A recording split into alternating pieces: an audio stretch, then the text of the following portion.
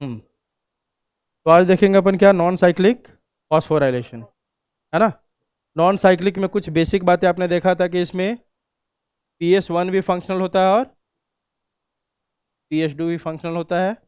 इसका साइट कहाँ है? थाइलाकॉइड या ग्रेना मेम्ब्रेन, है ना, उस पे होगा ये। चलो तो क्या लिखा है देखो आप। When the two photo system PS1 and PS2 work together the process called non cyclic phosphorylation. The two photo systems are connected through an electron transport chain. कल आपको याद है, बताया था मैंने कैसे कनेक्टेड होता है आपका। यहाँ पे PS2 है पहले, इसमें पहले कौन काम करता है? PS2। इसका इलेक्ट्रॉन निकला, कौन लेगा इसको? Primary electron acceptor. यहाँ से कहाँ आएगा ये? ATS। और ATS फिर कहाँ लेके आएगा इलेक्ट्रॉन को? PS। ठीक है। तो दो फोटो सिस्टम को, मतलब फोटो सिस्टम 1 और फोटो सिस्टम 2 आपस में कनेक्ट कौन कर रहा है? आपका ATS। कौन कनेक्ट करता है? Electron transport system. ठीक है। अब आगे देखो। This whole scheme of transfer of electrons starting from the PS2 uphill to the acceptor, down the electron transport chain to PS1, excitation of electrons transfer to another acceptor, and finally downhill to NADP plus, causing it to be reduced to NADPH plus H plus. It is called as Z scheme. अभी जब आप Z scheme कब समझ जाओगे? जब पूरे process को अपन देख लेंगे तब। ठीक है। Z scheme कहने का मतलब ये है, देखो आप पूरे प्रोसेस में देखो तो एक आपका कैसा स्टेप मिलेगा। अब PS1 में आया, यहाँ का इलेक्ट्रॉन भी क्या होगा? एक्साइट होगा। ये भी ऊपर जाएगा और ये फिर क्या होता है आपका ऐसे। तो किस शेप का ले लेता है आप अगर देखो तो आप? जेड शेप, है ना। इसलिए स्कीम को क्या बोला गया? Z scheme. आ रही बात समझ? ये पूरे जो इलेक्ट्रॉन का आपका मूवमेंट हो रहा है वो किस शेप में होता है आपका? जेड शेप में। इसलिए स्कीम को क्या बोलते हैं अपन? जेड स्कीम, है ना। और कैसे कैसे हो रहा है देखो। पहले यहाँ से इलेक्ट्रॉन निकला, इलेक्ट्रॉन अपहिल पहुंचा किसके पास? प्राइमरी इलेक्ट्रॉन एक्सेप्टर के पास। अपहिल के बाद ATS में फिर से कैसा हो गया? डाउनहिल, है ना, नीचे की तरफ आया। फिर यहाँ का क्या होगा आपका? अपहिल। मतलब यही ट्रांसपोर्ट हमें देखना है। ठीक है। वही लिख रहा है आपको देखो। इस whole scheme of transfer of electron starting from कहाँ से शुरू होगा? PS2, है ना, अपहिल टू द एक्सेप्टर। फिर आपका down the electron transport chain, वहां से कहाँ पहुंचेगा? PS1। PS1 का इलेक्ट्रॉन फिर से क्या हो जाएगा? Excite, transfer to another acceptor, and finally down hill to NADP plus, है ना। और NADP प्लस के पास जैसे ही इलेक्ट्रॉन मिलेगा, इलेक्ट्रॉन उसका क्या कर देगा? रिडक्शन, और उससे बन जाएगा आपका NADPH। यही करना है ना हमें। ATP और क्या बनाना है हमें? NADPH। ठीक है। देखो अब इसमें आगे देखो आप। It is called Z scheme due to its characteristic shape. This shape is form when all the carriers are placed in a sequence on redox potential scale, है ना। यह आपको बहुत ध्यान रखना है। यह शेप तभी मिलेगा जब आप बीच में जितने भी कैरियर्स है इलेक्ट्रॉन को, उसको आप कैसे प्लेस करो? एक प्रॉपर ऑर्डर में, है ना। और ऑर्डर कौन डिसाइड करेगा? उसका रिडॉक्स पोटेंशियल। ठीक है। मतलब आपको रिडॉक्स पोटेंशियल के बेसिस पे कल ही बताया था आपको कि इलेक्ट्रॉन ट्रांसपोर्ट चेन में जो भी कैरियर्स होंगे, मॉलिक्यूल्स होंगे, उसको आप कहीं भी प्लेस नहीं कर सकते हो। उसका क्या होगा? प्रॉपर सीक्वेंस होगा, अरेंजमेंट होगा। उस सीक्वेंस में अब अगर आप प्रॉपरली अरेंज कर दो इसको, तो आपको पक्की बात है कौन सा स्कीम मिल जाएगा आपको? Z scheme. ठीक है। जेड स्कीम को प्रपोज किसने किया था? हेल एंड वेंडल ने। ठीक है। अब देखो रिडॉक्स पोटेंशियल क्या होता है, आपको पता है, पहले से पढ़ा होगा आपने। It is the major of tendency of a chemical molecule to acquire electrons and thereby be reduce. क्या होता है आपका रिडॉक्स पोटेंशियल? कौन सा मॉलिक्यूल्स कितने आसानी से किसको एक्सेप्ट कर रहा है? इलेक्ट्रॉन को। और उसका क्या दिखाता है? रिडॉक्स पोटेंशियल, है ना। कि कोई भी एलिमेंट या कोई भी मॉलिक्यूल इलेक्ट्रॉन को कितना इजीली एक्सेप्ट करेगा, और जिसमें भी इलेक्ट्रॉन का एडिशन होता है उसका क्या हो गया? रिडक्शन। क्या हो गया? रिडक्शन। इसी को बोलते हैं अपन रिडॉक्स पोटेंशियल। मतलब जो मॉलिक्यूल जितना आसानी से इलेक्ट्रॉन को एक्सेप्ट करेगा, उसका रिडॉक्स पोटेंशियल क्या होगा? ज़्यादा होगा। ठीक है। और वह क्या हो जाता है? रिड्यूस। ठीक है। It is also called oxidation reduction potential. Redox potential को क्या बोल सकते हैं? Oxidation reduction potential. It is measured in volts और मिली वोल्ट। ठीक है। तो आपको यही बोला है जेड स्कीम के बारे में। ये देखो आप, क्या दिख रहा है आपको? ये कौन है आपका? PS2। कौन है? PS2। यहाँ से इलेक्ट्रॉन गया किसके पास? Primary electron transport. ऐसा मोमेंट अपहिल। वहाँ से क्या आया? Electron transport system. Electron transport system से PS1, वन से फिर से कैसा हो गया? अपहिल। फिर से कौन एक्सेप्ट किया उसको, इलेक्ट्रॉन एक्सेप्टर, और यहाँ फिर डाउनहिल होगा तो NADP को जब इलेक्ट्रॉन मिलेगा तो वह रिड्यूस होकर क्या बन जाएगा, NADPH। तो इस पूरे प्रोसेस में देख रहे हो यहाँ पे, है ना, जब इलेक्ट्रॉन का मूवमेंट PS2 से कहाँ हो रहा है, PS1, तो इस बीच में किसका फॉर्मेशन हो रहा है, ATP का। और जब PS1 से आपका ऊपर गया तब जो नीचे आ रहा है तो किसका फॉर्मेशन हो रहा है, NADPH। बात समझ में आ रही है। तो दो पार्ट में पूरा आपका बटा हुआ है। जब PS2 से PS1 के पास इलेक्ट्रॉन जा रहा है उसमें किसका फॉर्मेशन हुआ, ATP का। और जब यहाँ से आपका PS1 वाला इलेक्ट्रॉन जब मूवमेंट कर रहा है तो किसका फॉर्मेशन हुआ, NADPH का। ठीक है, सिंपल सा प्रोसेस है यहाँ पे। ठीक है, चलो देखो क्वांटम रिक्वायरमेंट क्या होता है। The number of light quanta और फोटोन्स, फोटोन को किस फॉर्म में ऑब्जॉर्ब कर रहा है पिगमेंट, मतलब लाइट को किस फॉर्म में, फोटोन के फॉर्म में, है ना। वही बोला देखो, the number of light quanta और photons required for the evolution of one molecule of oxygen in photosynthesis.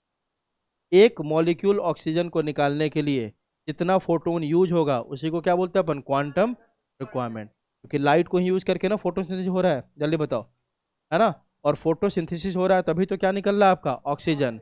मतलब कि एक मॉलिक्यूल ऑक्सीजन को निकालने के लिए in the process of photosynthesis कितना फोटोन कितने लाइट एनर्जी की रिक्वायरमेंट है, that is called as quantum requirement. Emerson calculated the quantum requirement is 8। मतलब कि 8 फोटोन जब आएगा तो उससे कितने ऑक्सीजन मॉलिक्यूल निकलेंगे, 1 ऑक्सीजन। क्लियर है। उसी तरह आपका दूसरा क्या, क्वांटम इल्ड। रिक्वायरमेंट मतलब कितना फोटोन चाहिए, इल्ड मतलब कितना ऑक्सीजन निकल रहा है ना। The number of oxygen molecule evolve bye 1 quantum of light. जैसे कि 8 कितना निकल रहा है आपका, 1, तो 1 क्वांटम कितना निकालेगा, सिंपल है कैलकुलेट करना आपका, है ना। तो the number of oxygen molecule evolve bye 1 quantum of light in photon is called quantum yield. Hence the quantum yield is 0.125, और क्या बोलेंगे, 12.5%। कैसे निकल गया, अरे भाई सर 8 फोटोन मिलके कितना ऑक्सीजन निकाल रहा है, 1। 1 फोटोन इजकल टू क्या हो जाएगा, 1/8। कैलकुलेट करो तो कितना आएगा, इतना ही आएगा कि नहीं, है ना। ठीक है, एक हो गया आपका क्वांटम रिक्वायरमेंट, एक हो गया क्वांटम। अब अपन देखते हैं नॉन साइक्लिक फॉस्फोराइलेशन को पूरे डिटेल में। तो सबसे पहली बात तो याद रखोगे, इसमें दोनों इन्वॉल्व है आपका PS1 एंड PS2। पहले कौन काम करता है, PS2 फॉलोड बाय PS1, पहली बात। दूसरी बात, कैसे कैसे पूरा सीक्वेंस होगा आपका, इलेक्ट्रॉन एक्साइटेशन इन PS2, यही होगा ना। इसको अगर देखें अपन अगर, तो बहुत आसान तरीका है कि पहले क्या हो गया आपका, रिएक्शन सेंटर बना लेते हैं PS1। अभी बताने की जरूरत नहीं है ना PS2 में कौन होगा, PS1 में कौन होगा। PS2 में सेंटर में कौन होगा, क्लोरोफिल A, और बगल में सारे होंगे, ठीक है। और PS2 हमेशा कितने वेवलेंथ को ऑब्जॉर्व करता है, 680। ठीक है, अब देखो, अब मैं सीधे PS2 लिखूंगा, ठीक है। तो PS2 है, यहाँ पे सन है, इसके लाइट को किस फॉर्म में ऑब्जॉर्व किया है लोग, फोटोन के फॉर्म। इसके कारण इसका इलेक्ट्रॉन क्या हो गया, एक्साइटेड, है ना। और इलेक्ट्रॉन एक्साइट हुआ तो ऊपर गया, ऊपर जाके आपके 2 इलेक्ट्रॉन जो ऊपर गए इसको एक्सेप्ट किया प्राइमरी इलेक्ट्रॉन एक्सेप्टर। क्लियर है। चलो वही बात है, पहले देखते हैं स्टेप में।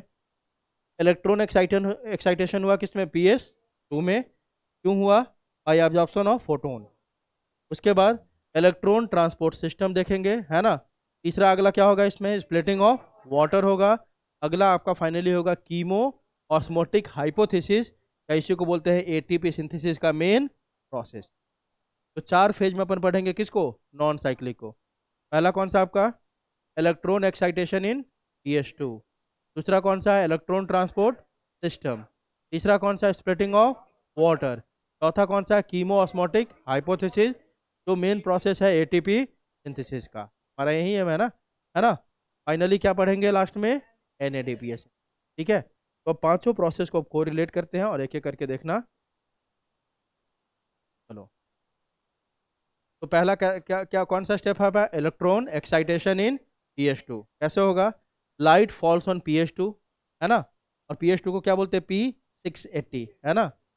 Reaction centre absorbs 680 nanometre wavelength of red light, है ना। इलेक्ट्रॉन क्या हो गया आपका, gets excited. Electrons are picked up by electron, कौन सा, प्राइमरी इलेक्ट्रॉन एक्सेप्टर, जो हमेशा कौन होगा, ये गलत लिखा हुआ, फियोफाइटिन। कौन होगा, थियोफाइटिन। अभी देखेंगे उसमें करेक्शन होगा। Electron are pass to electron transport system, है ना। इलेक्ट्रॉन, अब दूसरा क्या देखेंगे, इलेक्ट्रॉन ट्रांसपोर्ट सिस्टम। अब इसमें देखो, electron pass through the various electron carriers of ETS, है ना। This electron carrier all protein structure, जो भी इलेक्ट्रॉन कैरियर है क्या आपके, सारे के सारे प्रोटीन स्ट्रक्चर है ना, together form the electron transport system. हाँ कुछ हुआ अभी, लाइट आया, PS2 एब्जॉर्ब किया, उसका इलेक्ट्रॉन क्या हो गया, एक्साइट, ऊपर गया, ऊपर जाके कौन एक्सेप्ट किया, primary electron acceptor. Primary electron acceptor किसको दे देगा, ETS को। ETS में बहुत सारे इलेक्ट्रॉन कैरियर मॉलिक्यूल्स होंगे, जो इलेक्ट्रॉन को क्या करेगा, कैरी करेगा। एक उठाएगा, अगले को पास करेगा, अगला पास करेगा, उसके अगले को, फाइनली किसको दे देगा, PS1 को, है ना। तो इलेक्ट्रॉन ट्रांसपोर्ट सिस्टम में बहुत सारे क्या होंगे, इलेक्ट्रॉन कैरियर मॉलिक्यूल्स, जो सब क्या है, प्रोटीन मॉलिक्यूल्स, ठीक है। आगे देखो, electron move down the potential scale, है ना। इलेक्ट्रॉन क्या होगा आपका, पोटेंशियल स्केल के अप डाउन मूवमेंट होगा ना वहाँ पे, है ना। आगे देखो, as the electron moves through this ETS it goes from a higher to lower energy level releasing energy, है ना। आप देखा था आपने कि PS2 में हायर एनर्जी लेवल वाले इलेक्ट्रॉन थे, क्योंकि एक्साइटेशन हो गया था। वही इलेक्ट्रॉन ऊपर गया था किसमें, प्राइमरी इलेक्ट्रॉन एक्सेप्टर में। लेकिन जैसे ही वो प्राइमरी इलेक्ट्रॉन एक्सेप्टर से कहाँ आएगा, PS1 तक, तो हाई एनर्जी किधर आएगा, लो एनर्जी में, है ना। और बीच में अपने एनर्जी को क्या करेगा, वो रिलीज करेगा। अभी तो हाई से किस में आया, लो में, ठीक है। अब देखो, अब उस एनर्जी का यूज क्या होगा, some of the energy is use to pump proton, क्या पंप करने के लिए, प्रोटोन को from the stroma into the thylakoid, है ना। और दूसरा क्या होगा आपका, अगला क्या पढ़ेंगे, कीमोऑस्मोटिक ATP सिंथेसिस। अब देखो सब अभी आते हैं। This transfer of H+ along with the release of H+ from the splitting of water forms a proton gradient that will be used to make ATP. Electron are finally pass to the pigments of PS1। सब समझ जाओगे, यहाँ से एक line में सब खत्म। PS2 दिख रहा है आपको, यहाँ पे किसको एब्जॉर्ब किया, फोटोन को, यह क्या हो गया, एक्टिवेट। यहाँ के जो इलेक्ट्रॉन है क्या हो गया, एक्साइटेड। वह यहाँ से बाहर निकला कितना इलेक्ट्रॉन, 2 इलेक्ट्रॉन। इसको कौन रिलीज करेगा, कौन एक्सेप्ट करेगा, प्राइमरी इलेक्ट्रॉन एक्सेप्टर, जो कौन है हमेशा, फियोफाइटिन। प्राइमरी इलेक्ट्रॉन एक्सेप्टर कौन होता है, फियोफाइटिन, है ना, ठीक है। अब देखो कितने इलेक्ट्रॉन निकले हैं, 2। कैसा इलेक्ट्रॉन यहाँ पे पहुंचा आपका, हाई एनर्जी इलेक्ट्रॉन। कैसा इलेक्ट्रॉन, हाई एनर्जी वाला। अब इस प्राइमरी इलेक्ट्रॉन एक्सेप्टर से इलेक्ट्रॉन कहाँ मूव करेगा, ETS में। इसमें ETS में, ETS मतलब इलेक्ट्रॉन ट्रांसपोर्ट सिस्टम या इलेक्ट्रॉन ट्रांसपोर्ट चेन, है ना। मतलब इसमें बहुत सारे इलेक्ट्रॉन कैरियर मॉलिक्यूल्स होंगे। तो पहला होता है आपका, कौन होता है इसमें, प्लास्टोक्यूनोन। पहला कौन होगा ETS का पार्ट, प्लास्टोक्यूनोन। मतलब ये 2 इलेक्ट्रॉन को प्राइमरी इलेक्ट्रॉन एक्सेप्टर मतलब फियोफाइटिन से कौन उठा लिया, प्लास्टोक्यूनोन। प्लास्टोक्यूनोन से कौन उठा लिया, साइटोक्रोम। साइटोक्रोम से कौन उठा लिया, प्लास्टोसाइनिन। प्लास्टोसाइनिन में क्या प्रेजेंट होता है, कॉपर। और प्लास्टोसाइनिन किसको पास कर दिया, PS1। आई बात समझ, किसको पास कर दिया, PS1 को। तो ये जो आप देख रहे हो यहाँ पे, प्लास्टोक्यूनोन, साइटोक्रोम कॉम्प्लेक्स, प्लास्टोसाइनिन, ये तीनों किसका पार्ट है, ETS का, है ना। अब जो आपका ये इलेक्ट्रॉन यहाँ से मूव कर रहा है, कैसे मूव कर रहा है, high energy to low energy, तो बीच में क्या रिलीज होगा आपका, एनर्जी रिलीज होगा। देखो यहाँ पे क्या रिलीज हुआ आपका, एनर्जी रिलीज हुआ। यह जो एनर्जी रिलीज हुआ 2 काम करेगा, एक तो आपका ATP प्रोडक्शन में हेल्प करेगा, और दूसरा क्या बनाएगा, H+ ग्रेडियंट। मेनली ये क्या करता है, H+ ग्रेडियंट बनाता है। क्या बनाता है, H+ ग्रेडियंट। समझ जाओगे क्या बोल रहा हूँ, सुनते जाओ, ठीक है। अब हमने कहाँ तक पहुँचा दिया इलेक्ट्रॉन को भाई, PS1 तक। कहाँ तक, PS1। जो इलेक्ट्रॉन पहुंचा कैसा पहुंचा यहाँ पे, लो एनर्जी, क्योंकि बीच में इसने क्या कर दिया था, एनर्जी को रिलीज। और यह एनर्जी किस में यूज हुआ था, प्रोटोन ग्रेडियंट बनाने में। क्या बनाने में, प्रोटोन ग्रेडियंट। मेनली क्या बोलोगे, प्रोटोन ग्रेडियंट बनाने में, ठीक है। अब देखो, अब PS2 आपका क्या हो गया, इलेक्ट्रॉन डेफिशिएंट हो गया कि नहीं। तो PS2 के सरफेस पे ही क्या होगा आपका, H2O का स्प्लिटिंग, स्प्लिटिंग ऑफ H2O। ओह हाँ हाँ, ध्यान देना, कहाँ खोई हुई है। टॉपिक ना जीवन में समझ में नहीं आएगा, अभी नहीं समझेगी तो। यहाँ पे PS2 में क्या हो गया आपका, इलेक्ट्रॉन का डेफिशिएंसी। यह इलेक्ट्रॉन का डेफिशिएंसी हुआ तो इसको कौन भरेगा, स्प्लिटिंग ऑफ वाटर। इसीलिए आपने पढ़ा था splitting of water is associated with PS2, है ना। और ये भी कहाँ होता है, थाइलाकॉइड के इनर पार्ट पे, क्योंकि PS2 कहाँ लोकेटेड है, इनर सरफेस ऑफ थाइलाकॉइड। इसका मतलब स्प्लिटिंग ऑफ वाटर भी कहाँ होगा, इनर सरफेस ऑफ थाइलाकॉइड। यह वाटर टूटा, अब डिपेंड करता है कि H2O को तोड़ रहे हो या आप क्या, अब 2H2O को, है ना। तो देखो H2O को तोड़ेंगे अपन, 2H plus 2 electron plus half O2 निकलेगा। अगर इसको हम 2H2O कर दे तो 4H प्लस होगा, 4 इलेक्ट्रॉन होगा, और कितने, एक पूरा ऑक्सीजन का मॉलिक्यूल आ जाएगा। अब देखो क्या वाला इक्वेशन लेते हैं अपन, 2H plus 2 electron plus half O2 दिख रहा है, ये O2 एटमोसफेयर में चला गया, जिसको हम यूज करते हैं रेस्पिरेशन में, है ना। तो पूछता है ना कि during the process of photosynthesis, आप जानते हो ऑक्सीजन रिलीज होता है, ऑक्सीजन कहाँ से रिलीज होता है, यही वाला प्रोसेस है, वाटर स्प्लिटिंग से। कहाँ से, वाटर स्प्लिटिंग। ऑक्सीजन कहाँ चला गया भाई, एटमोसफेयर में। बच गया दो चीज यहाँ पे, 2H प्लस और 2 इलेक्ट्रॉन। 2 इलेक्ट्रॉन कहाँ मूव कर जाएगा, CH2 में। अब बच कौन गया आपका, H प्लस, है ना। अब H प्लस बच गया, अब H प्लस क्या करेगा, यह H प्लस भी आपका अब क्या करेगा, प्रोटोन ग्रेडियंट बनाने में हेल्प करेगा। किसमें, प्रोटोन ग्रेडियंट। तो दो चीज मिलके प्रोटोन ग्रेडियंट बनाने में हेल्प करेगा। एक कौन, जब आपका इलेक्ट्रॉन पास हो रहा था उसमें जो एनर्जी रिलीज हुआ था वो भी हेल्प करेगा किसमें, प्रोटोन ग्रेडियंट बनाने में। और दूसरा आपका कौन हेल्प करेगा, यह जो वाटर स्प्लिटिंग वाला 2H प्लस बच गया वो भी हेल्प करेगा किसमें, प्रोटोन ग्रेडियंट बनाने में। क्या बनाने में, प्रोटोन ग्रेडियंट। देखो अब प्रोटोन ग्रेडियंट क्या होता है इसको समझ लेते थोड़ा, ठीक है। इतना तक प्रोसेस सबको समझ में आया। PS2 था, इलेक्ट्रॉन एक्साइटेशन होकर बाहर निकला, प्राइमरी इलेक्ट्रॉन एक्सेप्टर कौन है आपका, फियोफाइटिन, या इसको क्या किया, एक्सेप्ट किया, ठीक है। फियोफाइटिन से कहाँ आ गया आपका, कहाँ आया, प्लास्टोक्विनोन, प्लास्टोक्विनोन से साइटोक्रोम में, साइटोक्रोम से बोलो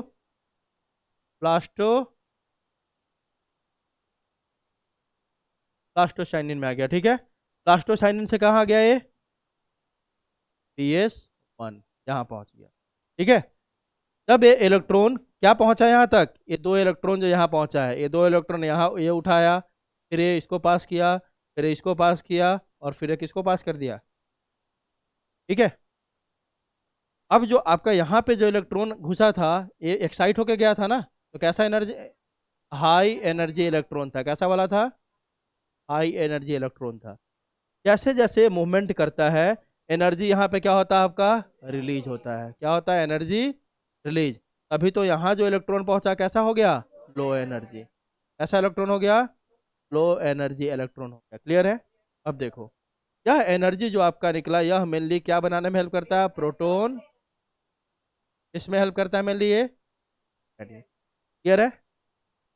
अब देखो PS2 में क्या हो गया, इलेक्ट्रॉन की एफिशिएंसी, इसीलिए यहाँ पे कौन टूटता है इसी के सरफेस पे, H2O टूटेगा तो क्या बनाएगा, 2H plus plus 2 electron plus half O, ठीक है। अब देखो यह जो हाफ O2 है कहाँ चला जाएगा, एटमॉस्फेयर में, और इसको हम रेस्पिरेशन में यूज करेंगे। जो 2 इलेक्ट्रॉन है इसके डेफिशिएंसी को पूरा करेगा। अब बच गया कौन आपका, 2H प्लस, ये भी किस में हेल्प करेगा, प्रोटोन ग्रेडियंट फॉर्मेशन में। क्या बनाने में, प्रोटोन ग्रेडियंट बनाने, है ना। अब देखते हैं प्रोटोन ग्रेडियंट होता क्यों है, होता क्या है, और क्यों इसको बनाना जरूरी है, ठीक है। देखो ये सारा प्रोसेस जो हो रहा है आपका कहाँ पे हो रहा है, थाइलाकॉइड के सरफेस पे, ये थाइलाकॉइड है, क्या ले लिया हमने, थाइलाकॉइड, इसका मेम्ब्रेन है, ठीक है। तो इनर सरफेस पे PS2 है आपका, यहीं पे वाटर स्प्लिटिंग भी हो रहा है ना। अब देखो ये थाइलाकॉइड किसके अंदर है भाई, क्लोरोप्लास्ट के अंदर, इसके अंदर है ना। इस रीजन को अपन क्या बोल सकते हैं, क्या, थाइलाकॉइड स्ट्रोमा में ही होता है ना। देखो ये स्ट्रोमा है, इसी के अंदर कौन है आपका, बहुत सारा थाइलाकॉइड है कि नहीं, जल्दी बोलो। तो बाहर वाले रीजन को क्या बोले अपन, स्ट्रोमा। अंदर में एक हमने थाइलाकॉइड को थोड़ा एनलार्ज करके ले लिया समझने के लिए, ठीक है। सबसे पहले देखते हैं कि प्रोटोन ग्रेडियंट बन कैसे रहा है, ठीक है। तो पहला वाला एनर्जी वाला पहले ले लेते हैं। इलेक्ट्रॉन का जो मूवमेंट हो रहा था, इलेक्ट्रॉन का जो मूवमेंट हो रहा था तो क्या रिलीज हो रहा था आपका, एनर्जी। क्या रिलीज हो रहा था, एनर्जी। यह एनर्जी क्या करेगा आपका, अब स्ट्रोमा से S प्लस को जबरदस्ती धक्का दे दे के कहाँ भेजेगा, थाइलाकॉइड। आई बात समझ। स्ट्रोमा में पहले से बहुत सारा क्या प्रेजेंट है आपका, H प्लस, ये सब ऑलरेडी स्ट्रोमा में पढ़ा था ना, ATP NADP सब होता है स्ट्रोमा में, है ना। तो ये एनर्जी क्या करेगा, ये मान लो यहीं पे ले लेते हैं, यहाँ पे ये क्लोरोप्लास्ट है, ये मान लेते हैं थाइलाकॉइड है। थाइलाकॉइड का जो जगह होता है उसको क्या बोलते हैं, थाइलाकॉइड स्पेस या थाइलाकॉइड ल्यूमेन। कल ही बताया था, क्या बोलेंगे, थाइलाकॉइड स्पेस बोलो या थाइलाकॉइड क्या बोलेंगे, ल्यूमेन। अबे जो एनर्जी आपका रिलीज हुआ है ना, यह एनर्जी क्या करेगा, स्ट्रोमा से H प्लस को उठा उठा के कहाँ भेजना शुरू करेगा, कहाँ भेजना शुरू करेगा, थाइलाकॉइड के स्पेस में। बात समझो। तो एनर्जी जो रिलीज हुआ उसका काम समझ में आया। वो क्या कर रहा है, स्ट्रोमा से आपके H प्लस को उठा उठा के कहाँ फेंक रहा है, थाइलाकॉइड के स्पेस में। कहाँ फेंक रहा है, थाइलाकॉइड के स्पेस। क्लियर है। चलो आगे देखो। तो ये बात तो आपको समझ में आ गया, ये स्ट्रोमा से बहुत सारा अंदर क्या आ रहा है आपका, कौन आ रहा है अंदर, H प्लस। ठीक है, पहला कहानी आप समझ गए। सेकेंड, जो वाटर स्प्लिटिंग वाला H प्लस था, वाटर का स्प्लिटिंग कहाँ हो रहा है, इनर सरफेस यहीं पे हो रहा है ना। तो वो H प्लस जो बचा था वो भी कहाँ है अंदर आपका, यहीं पे गिर रहा है, कहाँ पे, थाइलाकॉइड के ल्यूमेन में। अरे अंदर हो रहा तो अंदर ही गिरेगा ना सब। तो H प्लस भी कहाँ जमा होता जा रहा है आपका, H प्लस भी ह्यूमन में। तो आपको क्या समझ में आया दोनों प्रोसेस से, एनर्जी भी H प्लस को स्ट्रोमा से उठा के कहाँ भेज रहा है, थाइलाकॉइड में। और इनर सरफेस पे वाटर स्प्लिटिंग है तो वो भी H प्लस कहाँ जमा हो रहा है, थाइलाकॉइड में। इससे क्या समझ में आया कि जो स्ट्रोमा है वहां पे H प्लस का कॉन्सेंट्रेशन क्या हो गया, डिक्रीज हो गया, बोलो। और इसके अंदर H प्लस का कॉन्सेंट्रेशन इंक्रीज हो गया, मतलब ये किसका फॉर्मेशन हो गया, ग्रेडियंट का। ग्रेडियंट किसको बोलते हैं, तब एक साइड में हाई कॉन्सेंट्रेशन और दूसरे साइड में लो कॉन्सेंट्रेशन, उसी को क्या बोलते हैं, ग्रेडियंट। तो हमने कौन सा ग्रेडियंट बना लिया, प्रोटोन ग्रेडियंट। H प्लस है ना, इस ग्रेडियंट को क्या बोलेंगे अपन, प्रोटोन ग्रेडियंट। तो हमने बना लिया कौन सा ग्रेडियंट भाई, प्रोटोन ग्रेडियंट। और प्रोटोन ग्रेडियंट का सिंपल सा मतलब क्या है, ये स्ट्रोमा के अंदर H प्लस का कॉन्सेंट्रेशन कम हो गया और थाइलाकॉइड स्पेस में या थाइलाकॉइड ल्यूमेन में H प्लस का कॉन्सेंट्रेशन ज़्यादा हो गया। आई बात समझ, क्लियर है सबको, आगे बढ़े। चलो अब इतना इतना आपको समझ में आ गया होगा, ठीक है। तो अब देखो, दिस ट्रांसफर ऑफ इलेक्ट्रॉन, ये समझ गया। This transfer of H plus along with the release of H plus from splitting of water, तो दो चीज मिलके आपको प्रोटोन ग्रेडियंट बना रहा है। एक जो एनर्जी रिलीज हुआ था वह H प्लस को स्ट्रोमा में धक्का दे के भेजा, और दूसरा आपका वाटर स्प्लिटिंग वाला जो H प्लस है वो भी जमा हो गया, जिसके कारण किसका फॉर्मेशन हो गया, प्रोटोन ग्रेडियंट का। इतना आपको क्लियर है अब, ठीक है। आगे देखो, ये सारा प्रोसेस समझ में आ गया। तो हमने यहाँ तक पहुँचा दिया, ठीक है। अब देखो, H plus gradient pumps H plus from stroma to thylakoid lumen, है ना। अब ATS का कैसा मूवमेंट था आपका, डाउनहिल मूवमेंट था। कैसा मूवमेंट था, downhill. That is from lower redox potential to higher redox potential. याद रखना, ATS में जो इलेक्ट्रॉन का मूवमेंट हो रहा है दो टर्म्स में याद रखेंगे। पहला term from high energy to low energy, energy के टर्म में क्या बोलेंगे, high energy to low energy. इसके मूवमेंट की बात कर रहे हैं, ATS में जो इलेक्ट्रॉन का मूवमेंट हो रहा है, किसमें, ATS में, है ना। तो वहां पे एनर्जी के रेस्पेक्ट में क्या बोलोगे, high energy to low energy. और रिडॉक्स पोटेंशियल के रेस्पेक्ट में क्या बोलोगे, low redox potential to high redox potential, है ना। अब ATS में क्या प्रेजेंट था आपका, डिफरेंट इलेक्ट्रॉन कैरियर मॉलिक्यूल, है कि नहीं। They only transport the electron and they do not absorb the energy of electron, कल ही बताया था।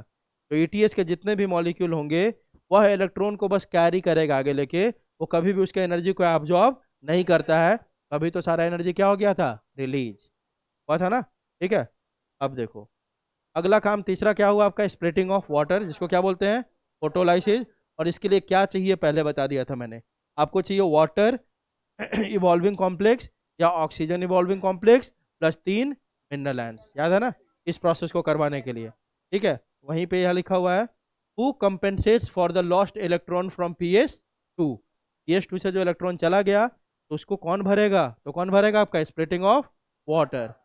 Electron deficiency in PS2 is compensated by oxidation of water. Oxidation of water happens by OEC, उसको क्या बोलते हैं, ऑक्सीजन इवॉल्विंग कॉम्प्लेक्स, है ना। Work in presence of manganese, पढ़ा था ना, 3 आयन चाहिए, मेन कौन है आपका, manganese. OEC is the site of water oxidation. It is a metallo-oxo cluster comprising of 4 manganese ion. ये क्या है आपका मेटल का क्लस्टर है, बहुत सारे मेटल इसमें प्रेजेंट है, और इसमें कितने मैग्नीज है 4, है ना। In oxidation state ranging from +2 to +4, जो 4 मैग्नीज है उसका ऑक्सीडेशन स्टेट आपका +2 +3 +4 ऐसे वैरी करता है, ठीक है। एंड वन डाइवैलेंट कैटायन भी इसमें होता है, कौन सा आपका Ta2+। ये बस वाटर इवॉल्विंग कॉम्प्लेक्स की बात बता दिया कि वाटर इवॉल्विंग कॉम्प्लेक्स वह साइट है जो आपका फोटोलाइसिस करवाएगा, किसका, वाटर का। ये क्या है, मेटालो ऑक्जो क्लस्टर, मतलब बहुत सारे मेटल को मिला के बना हुआ है, 4 मैग्नीज होंगे, है ना, सबका अलग अलग क्या होगा आपका ऑक्सीडेशन स्टेट, और उसमें कैल्शियम आयन भी होते हैं। बाकी आपने 3 तो पढ़ाई है कौन कौन से, ठीक है। Oxidation of H2O to molecular O2 requires क्या, extraction of 4 electron and 4 proton from 2 molecules of water. अभी पढ़ा ना इक्वेशन कि 2 वाटर को तोड़ोगे तो क्या बनेगा 4H+, 4 इलेक्ट्रॉन ए। ये O2 कहाँ गया एटमॉस्फेयर में, ये कहाँ चला जाएगा pH2 में, और वो कहाँ जाता है goes to thylakoid and forms proton gradient, है ना, क्लियर है। In thylakoid space proton gradient is maintained by splitting of water, पहला। दूसरा क्या था, energy release during the downhill moment of electron in ATS, clear है। इसी दोनों का कारण क्या बना था आपका proton gradient, that is some of the energy used to pump proton from the stroma into the thylakoid space, clear है। यही बात यहाँ दिखा दिया, यहीं पे आपको दिख रहा है क्या आपको कि कैसे आपका एनर्जी रिलीज ड्यूरिंग ATS और वाटर स्प्लिटिंग के कारण क्या हुआ आपका थाइलाक्वाइड में क्या बन गया प्रोटोन ग्रेडियंट, वही चीज़ यहाँ पे दिखा रहा है, ठीक है। उसके बाद फाइनली जब प्रोटोन ग्रेडियंट बन गया तो अगला क्या होगा कीमो ऑस्मोटिक हाइपोथेसिस। तो पूरे प्रोसेस को एक बार देखो, फिर एक बार समरी कर दूंगा मैं, ठीक है, क्योंकि बच्चों को कंफ्यूजन होता है, जो कि ये टॉपिक बहुत आसान है। आसान इन द सेंस पूरा लॉजिकल है, पूरा रट्टा मारने लायक कुछ नहीं है, समझने लायक।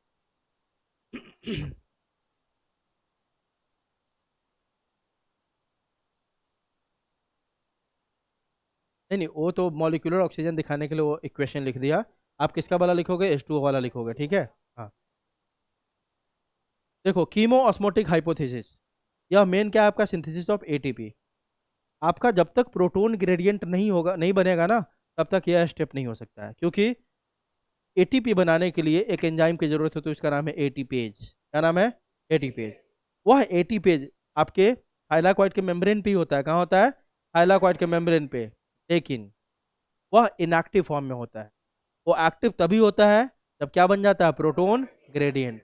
जब तक प्रोटोन ग्रेडियंट नहीं बनेगा वह एंजाइम एक्टिव नहीं होगा, और तब तक वो ATP नहीं बना पाएगा। तो देखो आप, proton gradient breakdown is done by an enzyme called ATP सिंथेसेज या ATP सिंथेटेज, या क्या बोलोगे ATPase। अब बोल दिया प्रोटोन ग्रेडियंट ब्रेकडाउन, मतलब अभी आपने क्या बना लिया हुआ प्रोटोन ग्रेडियंट बना हुआ है ना, जल्दी बताओ। ये देखो, ये मान लेते हैं स्ट्रोमा है, इसके अंदर क्या है आपका थाइलाकॉइड्स, है ना। यहाँ पे क्या बन चुका है आपका प्रोटोन ग्रेडियंट, है ना। अब प्रोटोन ग्रेडियंट ब्रेकडाउन का मतलब क्या होता है, मतलब अब ये टूटेगा और फिर से क्या होगा सारे थाइलाकॉइड से H+ निकल के कहाँ आना शुरू हो जाएंगे स्ट्रोमा में। इसको बोलते हैं प्रोटोन ग्रेडियंट ब्रेकडाउन, मतलब रिवर्स हो जाएगा प्रोसेस, है ना। यह काम कौन करवाता है आपका ATPase एंजाइम, कौन आपका ATPase। जब तक ये नहीं होगा तब तक आपका प्रोटोन ग्रेडियंट ब्रेकडाउन नहीं हो सकता है, और जब तक प्रोटोन ग्रेडियंट बनेगा नहीं तब तक ATPase आपका एक्टिवेट नहीं होता है। अब देखो आगे लिखा हुआ है, which leads to facilitated diffusion of H+ from thylakoid space having high concentration of H+ to a stroma having low concentration of H+, that is movement of protons through transmembrane channel of ATP synthase enzyme into stroma takes place, ठीक है। अब समझ जाओगे, देखते जाओ। ATP synthase enzyme has 2 components, इसमें 2 part मिला के बना होता है पूरा, कौन आपका ATP सिंथेटेज। पहला पार्ट कौन है आपका F0, दूसरा आपका F1। जो F0 है आपका वही आपके थाइलाकॉइड के मेम्ब्रेन पे क्या बनाएगा चैनल, क्या बनाएगा चैनल। तो थाइलाकॉइड के स्पेस से स्ट्रोमा में जो आपको H+ को भेजना है वह कौन सा डिफ्यूजन है फैसिलिटेटेड। तो उसके लिए ट्रांसमेम्ब्रेन प्रोटीन चाहिए कि नहीं, ट्रांसमेम्ब्रेन चैनल चाहिए कि नहीं। ट्रांसमेम्ब्रेन चैनल ATPase एंजाइम का कौन बनाता है F0 वाला पार्ट, है ना। और F1 वाला क्या करेगा उस ATP को, उस H+ को निकाल के कहाँ डाल देगा स्ट्रोमा में। एक चैनल बनाया और दूसरा काम क्या हुआ H+ को उठा के किस में डाल देना स्ट्रोमा में। वही लिख रहा है F0 फॉर्म्स ट्रांसमेम्ब्रेन चैनल और F1 क्या करेगा, connect outer surface of the thylakoid membrane to stroma, ताकि H प्लस आराम से किस में आ जाए, स्ट्रोमा में। उसके बाद देखो प्रोटोन ग्रेडियंट एक्टिवेट्स, वहीं अब लिख दिया सारे पॉइंट मैंने, कि जो प्रोटोन ग्रेडियंट आपका होता है वही एक्टिवेट करता है किसको, आपको एटीपेज एंजाइम को। स्टेप्स सब पूरे प्रोसेस का देखो, पहला क्या हुआ आपका कि पहले प्रोटोन ग्रेडियंट क्या हो गया आपका बना, वो एक्टिवेट कर दिया किसको, एटीपीज को। अब एटीपी सिंथेसेस एंजाइम कौन करेगा, on activation leads to the breakdown of proton gradient, this breakdown of proton gradient releases energy and this energy leads to phosphorylation of ADP to ATP, है ना। ADP में आके attach हो गया कौन आपका, इनऑर्गेनिक फॉस्फेट, और बन गया आपका क्या, ATP takes place in stroma. ATP synthesis catalyses the formation of ATP. ये देखो पूरा यहाँ से समझ जाओगे। ये देखो आप, यह पूरा कंपोनेंट किस एंजाइम का दिख रहा है आपको, एटीपेज का। इसमें दो पार्ट है, ये कौन सा पार्ट है, F0 और एक आपका F1। F0 क्या बनाता है, चैनल, ट्रांसमेम्ब्रेन चैनल, और F1 कनेक्ट करता है थाइलाकॉइड को किससे, स्ट्रोमा से। ठीक है, अब देखो आप, ये थाइलाकॉइड है पूरा आपका, ठीक है। अब ये थाइलाकॉइड है तो देखो, तो ये थाइलाकॉइड ले लिया, थाइलाकॉइड के बगल वाला स्पेस को सबको क्या मान लिया हमने, स्ट्रोमा। क्या मान लिया, स्ट्रोमा। थाइलाकॉइड में भी क्या बना हुआ है, H प्लस कॉन्सेंट्रेशन, मतलब कि प्रोटोन ग्रेडियंट बना हुआ है ना। ये PS2 है, ये PS1 है, और दोनों को कनेक्ट करने वाला कौन है आपका, ATS। कौन है, ATS, है कि नहीं, क्लियर है। अब देखो जैसे ही आपका ये प्रोटोन ग्रेडियंट बना, मतलब क्या है, अभी अभी स्ट्रोमा के अंदर H प्लस का कॉन्सेंट्रेशन कम है और थाइलाकॉइड के ल्यूमेन में ज़्यादा है। जैसे ही ये बना, इसी के ऊपर आपका एक एंजाइम प्रेजेंट हो, उस एंजाइम का नाम क्या है, थाइलाकॉइड मेम्ब्रेन पे प्रेजेंट होता है, कौन आपका, एटीपेज। यह एंजाइम क्या हो गया, एक्टिवेट। एक्टिवेट हुआ, इसमें दो पार्ट है, F0 पार्ट और दूसरा आपका F1 पार्ट। तो अब ये तुरंत क्या करेगा, इस प्रोटोन ग्रेडियंट को ब्रेक डाउन।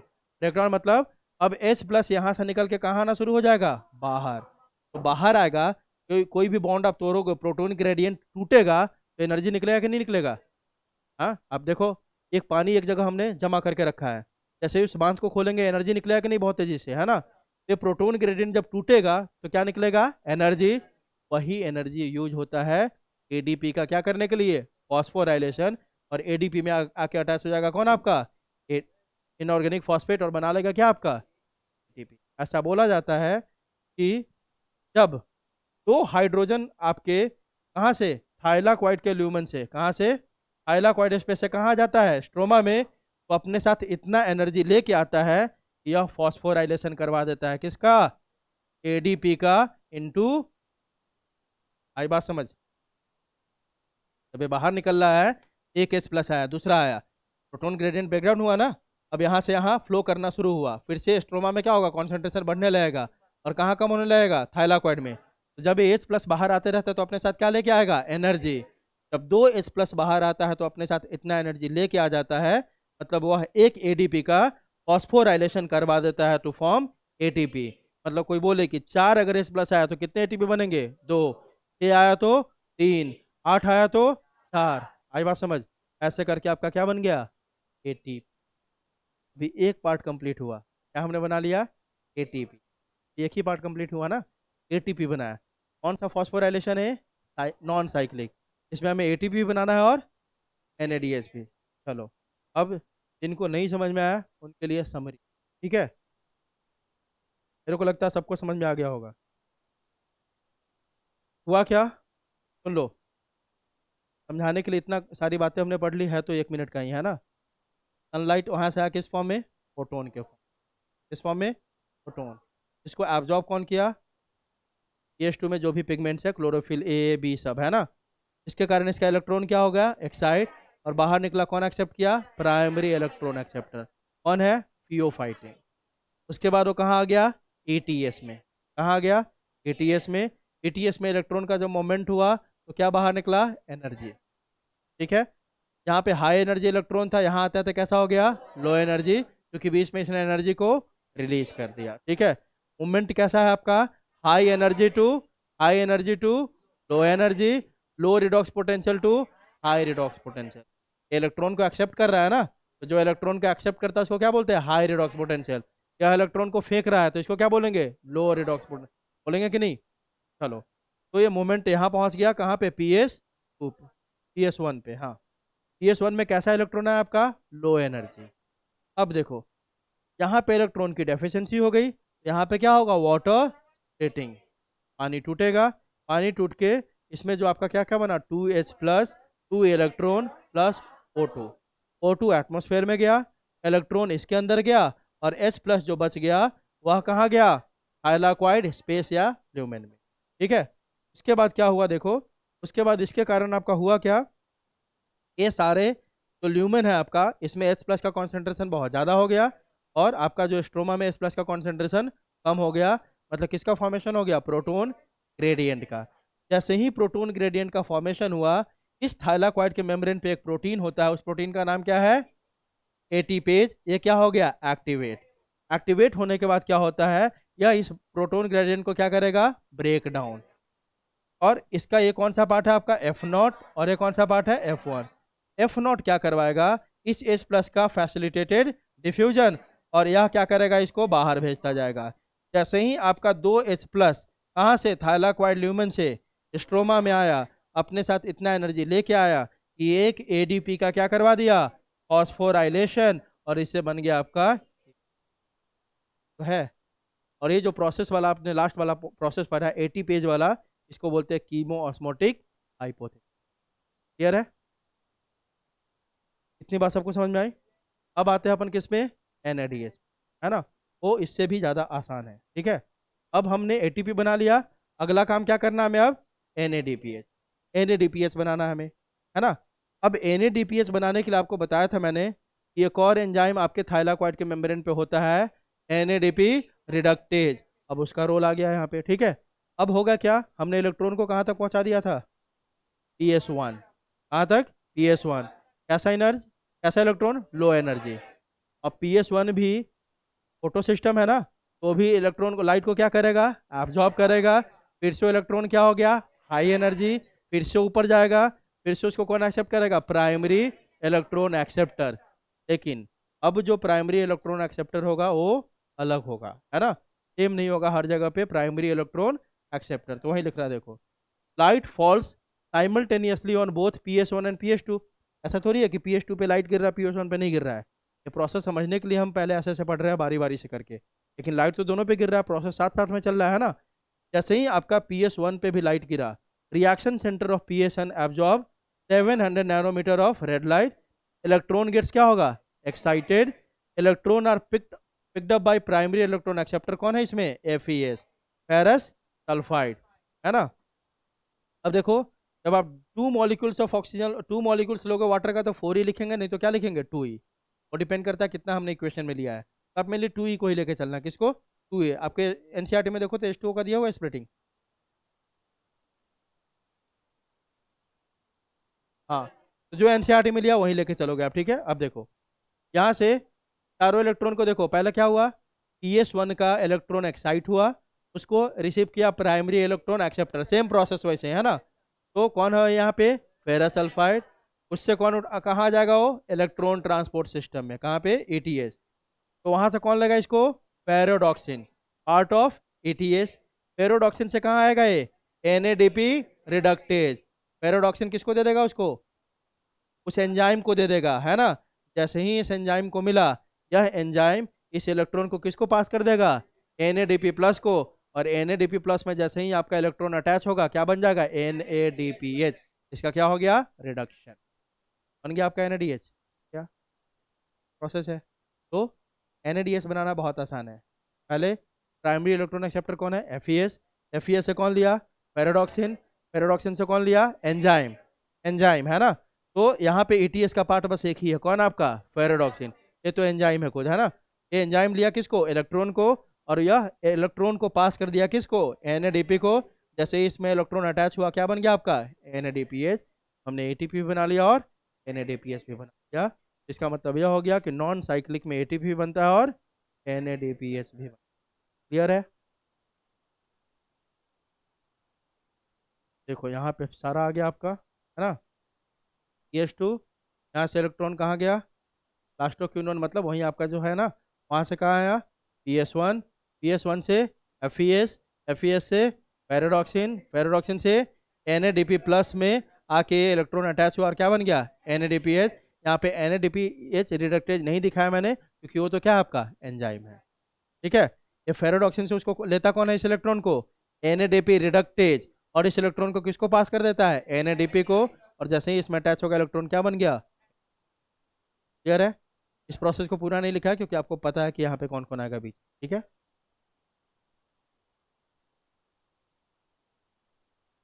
ये बात सबको समझ में आ गई। PH2 इज एब्सेंट इन क्रोमेलामिले, आपको पता है पहले से। तो प्रोडक्ट क्या क्या बना आपको नॉन साइक्लिक में, एटीपी और एनएडीपी है ना। तो दोनों क्या आपका, एक आपका ये वाला क्या है एनर्जी रिच मॉलिक्यूल, और एक क्या आपका रिड्यूसिंग पावर, एनएडीपीएस क्या आपका रिड्यूसिंग पावर। तो दोनों अब कहाँ चला जाएगा, यहाँ से स्ट्रोमा, और वहाँ पे कौन सा साइकिल करवाएगा, कैल्विन साइकिल। मतलब वो कौन सा साइकिल है, CO2 से क्या बनाएंगे अपन, ग्लूकोज। क्या बनाएंगे CO2 से, O2 diffuses out of chloroplast, atmosphere में चला गया, और O2 क्या है आपका इस पूरे प्रोसेस का बाय प्रोडक्ट है फोटोसिंथेसिस। ठीक है, अब यहाँ पे कुछ पॉइंट लिखा हुआ है देखो, where are the protons and O2 formed likely to be released, बता ही दिया, प्रोटॉन्स और hydrogen ions that are produced by the splitting of water accumulate within the lumen of the thylakoid and O2 is released outside। दूसरा, plastocyanin कौन क्या है आपका, copper containing blue colour protein, इसमें कॉपर होगा और किस कलर का होगा, ब्लू कलर का होगा। थियोफाइटिन क्या आपका, it is derive from chlorophyll a where magnesium is replaced by 2 hydrogen, तो थियोफाइटिन हो गया। अगला, in PH2 the primary electron acceptor is कौन है, थियोफाइटिन, है ना। इन PS1 द फर्स्ट और प्राइमरी इलेक्ट्रॉन एक्सेप्टर इज कौन आपका, क्वेश्चन देखो, एन आयरन सल्फर प्रोटीन, तो कौन है आपका फेरोडॉक्सिन, प्लास्टोक्यूनोन, साइटोक्रोम, प्लास्टोसाइनिन, कौन होगा पहला वाला, एन आयरन सल्फर प्रोटीन। तो जरूरी नहीं कि ये लिख के दे फेरोडॉक्सिन, उसके जगह पे क्या लिख देगा, आयरन सल्फर प्रोटीन। ठीक है, उसके बाद दूसरे ऑप्शन भी हो सकते हैं इसमें, FES, FRS, FD, है ना, ये सब क्या है आपका, these are iron containing sulphur protein. ठीक है, Z scheme was proposed by Hill and Bendall. Phosphorylation, it is the formation of ATP in chloroplast and mitochondria, ये दो टाइप का होता है, cyclic and non cyclic. Downhill moment of electrons through ETS, है ना, इसमें देख रहे हैं अपन नॉन साइक्लिक फॉस्फोराइलेशन में, याद रखना।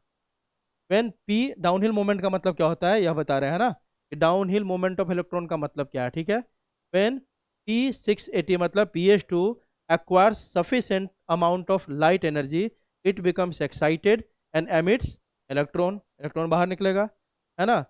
The electrons with high energy run down an electron transport chain consisting of primary electron acceptor, कौन है आपका, थियोफाइटिन, वहाँ से कहाँ जाएगा, प्लास्टोक्यूनिन, वहाँ से साइटोक्रोम कॉम्प्लेक्स, वहाँ से प्लास्टोसाइनिन, वहाँ से PS1, which transfers them to ferredoxin. Ferredoxin in turn transfer the electrons to NADP, which along with the protons is reduced to NADPH, और आपका ये इक्वेशन हो। ठीक है, NADP में जैसे ही आपका कौन लग गया, आपका इलेक्ट्रॉन और H प्लस किस में बन गया है, NADP। Since the electrons lost by PH2 do not come back to it, this process of ATP formation is called non-cyclic। तो पूरा उसी प्रोसेस को समरी में यहाँ पे फ्लो चार्ट में डाल दिया मैंने। ठीक है, पूरे इलेक्ट्रॉन के मूवमेंट को।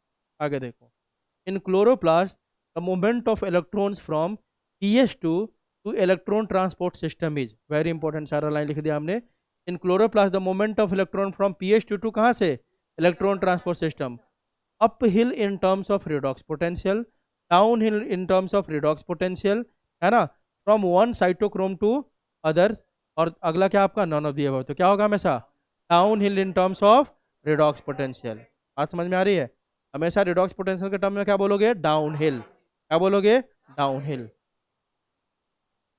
आगे, electrons in the reaction centre of PS1 are excited by blue light, red light, क्या बोलोगे, रेड लाइट। आगे, final acceptor in the Z scheme, Z scheme किसकी बात कर रहा है, नॉन साइक्लिक, जेड स्कीम हमेशा किसका, नॉन साइक्लिक, कौन है आपका, NADP प्लस, NADP प्लस से किसको लिया था, इलेक्ट्रॉन को, और क्या बना दिया था, NADPH। तो फाइनल इलेक्ट्रॉन एक्सेप्टर कौन है, NADP प्लस, है कि नहीं। तो ये सब ऐसे ही क्वेश्चन आएगा, ये सब ध्यान रखने का। In plant cells ATP synthesise in mitochondria, chloroplast, mitochondria and chloroplast, in mitochondria during day and in chloroplast during night, क्या होगा आंसर, सीधा सीधा mitochondria and chloroplast. In ETS the moment of electron is down hill in terms of redox potential. ये line हमेशा एकदम ध्यान रखना. Redox potential के टर्म में कैसा मोमेंट होता है ETS में? डाउन हिल मोमेंट, है ना. तो अब that is low redox potential to high redox potential, या high to low potential, low to low, high to high. क्या होगा? Low to high redox potential. कैसा होता है आपका? लो रिडॉक्स पोटेंशियल से हाई रिडॉक्स पोटेंशियल को क्या बोलेंगे? Downhill movement. ठीक है, चलो. अब अगला क्या इसमें दिया हुआ है? Redox potential. It is the major of the tendency of a chemical molecule to acquire electrons and thereby be reduce. ठीक है. It is also called oxidation reduction potential. In ETS the moment of electron is, सारा का summary यहाँ पे कर दिया मैंने. ठीक है. High energy to low energy, low redox potential to high redox potential, downhill transport in terms of redox potential. ये तीनों लाइन याद रखोगे. ठीक है.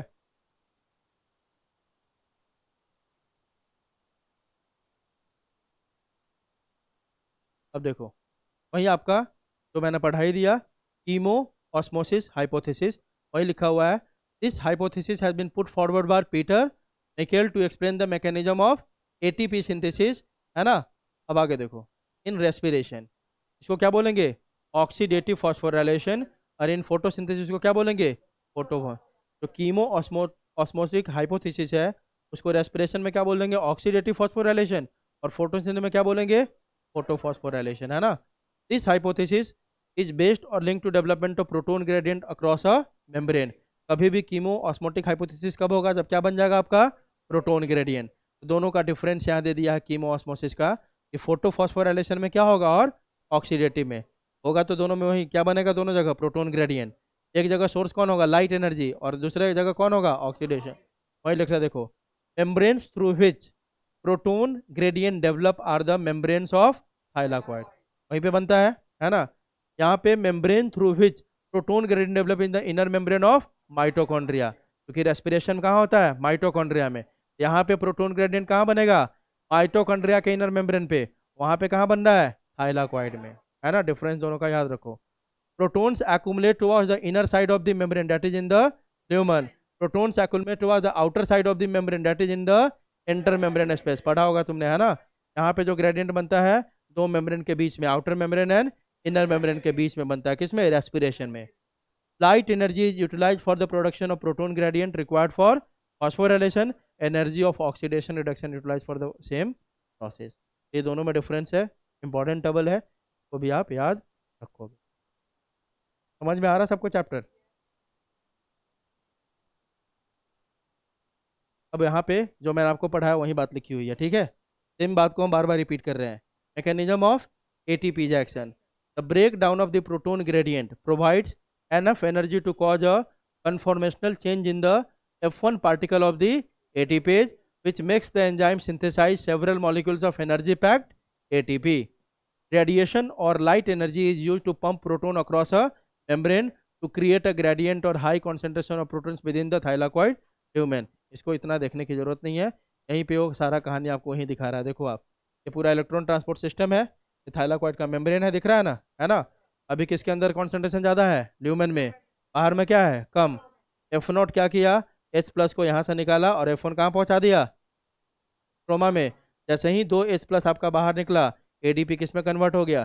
ATP. क्लियर है? ये देखो फोटो सिस्टम 2, ये फोटो सिस्टम 1, और बीच में सारा क्या है आपका?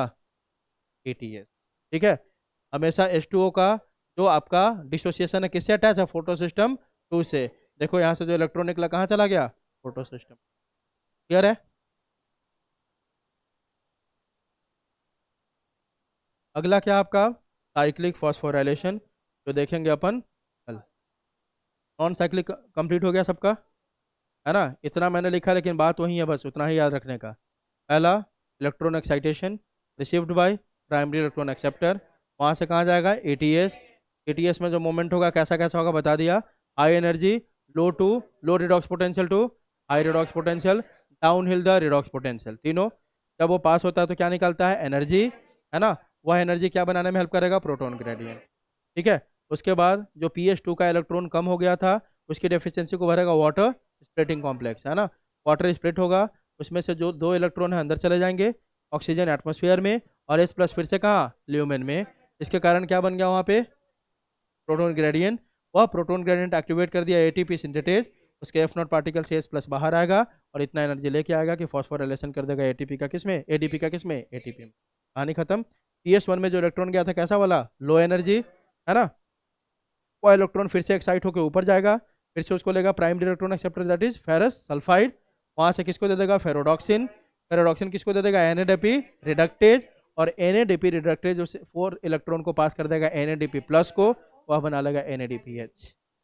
खत्म। ठीक है।